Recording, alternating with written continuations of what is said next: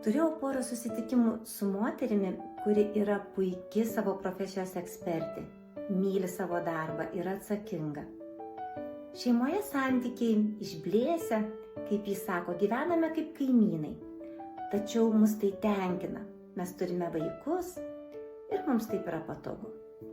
Tačiau jau kurį laiką moteris jautė įtampą, negalėjo atsipalaiduoti.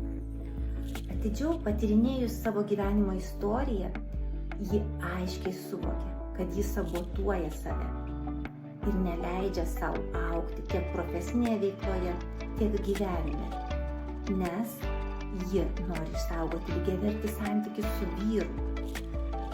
Ir tai jai pradėjo kelti įtampą.